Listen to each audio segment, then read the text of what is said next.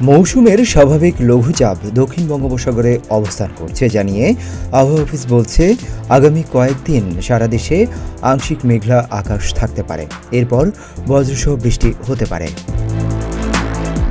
এতে আরও বলা হয়, পশ্চিমা লঘুচাপের বাড়তি অংশ ভারতের পশ্চিমবঙ্গ এবং এর কাছাকাছি এলাকায় অবস্থান করছে। এছাড়া মৌসুমের স্বাভাবিক লঘুচাপ দক্ষিণ বঙ্গোপসাগরে অবস্থান করছে।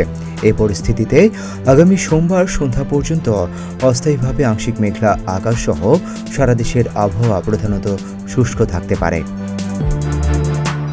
আর বর্ধিত 5 দিনের আবহাওয়ার অবস্থায় বলা হয়েছে, এ সময়ের শেষের দিকে দেশের বিভিন্ন স্থানে বৃষ্টি অথবা বজ্রসহ বৃষ্টি হতে পারে।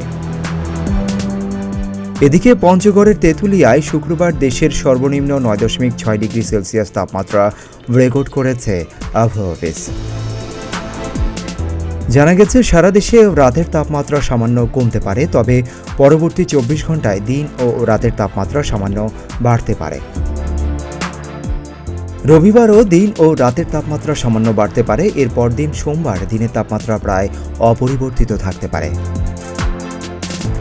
আবহাওয়া অফিস আরও জানিয়েছে, এ কদিন শেষ রাত থেকে সকাল পর্যন্ত দেশের দক্ষিণাঞ্চলে মাঝারি থেকে ঘন কুয়াশা এবং দেশের অন্যান্য জায়গায় হালকা মাঝারি ধরনের কুয়াশা পড়তে পারে।